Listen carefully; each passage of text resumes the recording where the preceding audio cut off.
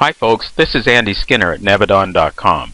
In this video I'm going to show you how to scan for triangles and channels using BobCharts in the Ramp program. BobCharts show all of the support and resistance lines. Channels and triangles are multi-line patterns, and so BobCharts work best for this. I'll apply some BobChart filters and we'll quickly pull out the patterns we're looking for. In this case I'll be scanning the Russell 1000 large cap stocks. I'll click on end of day data.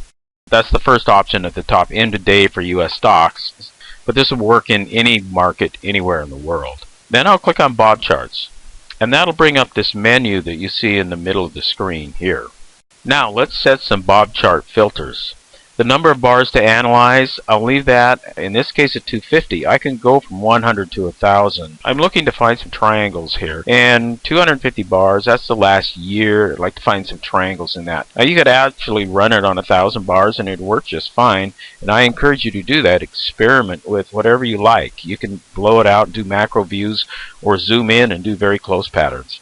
Since we're only doing 250 bars, I'll set the number of lines to show at 2. And the swing pivot size, I'll put down to 2. That's pretty small, but when I'm only looking at 250 bars, that's probably about right.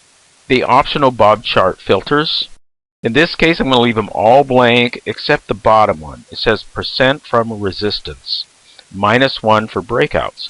I'd like to see some breakouts from resistance, so I'll put a -1 here. You can only do one of these 4 at a time, and so since I'm going for resistance, I'll use that one. I could run the same scan and find breakdowns from support if I use the one above. In the text box below, this is where you can enter a symbol and see the support and resistance lines on any symbol. I'm not going to use that because in this case we're doing a scan. I'm not interested in any one particular symbol.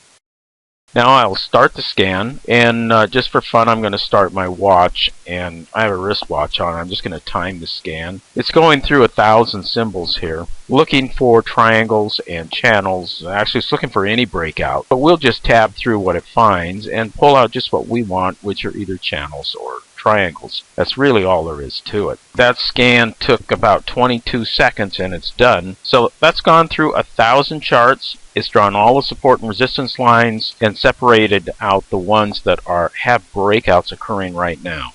Ramp is a time saver, and you just saved about 8 hours of work right there. If anybody would sit up all night long and draw all the support and resistance lines on 1000 symbols. Now all we have to do is click on the top result. It's just a matter of hitting the down arrow. I'm clicking the down arrow here, and I can go through them and look for anything that looks like a good channel or a triangle to me. That looks sort of like an ascending triangle, but these patterns are quite subjective, and I think that it's up to you to decide which ones you like. I would say AXP is breaking out of a triangular formation here. If you look at the very last bar, it's starting to break out. I can actually drag my mouse over that and zoom in on that. You can see it ran up above the top of the triangle, came down and closed right on it today. So that's a good one to watch for tomorrow if that's what you're looking for. Here we have a breakout from a channel. I'm not going to comment on all of them. Some of them may look like channels, some triangles, some don't look like anything. And that's just fine. You just pick out what you want. The work's all done. I'm just hitting the down arrow key, and I've checked them all, and I know exactly what's going on today in my list of symbols. Now I'll just go on down through this and see if there isn't anything really interesting. So you can see how long this really takes. Here's a nice triangular formation. Breakout, ran up, and it's corrected, and it's pulling back. It's Macy's. There's a nice breakout. Notice some of these don't look like they've broken out very far.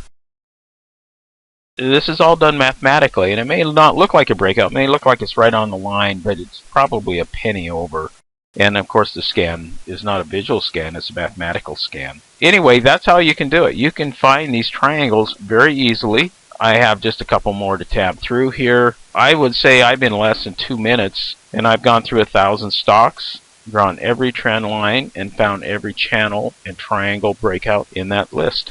With that, I'll close the video, and I hope to see you in the next video. Thank you.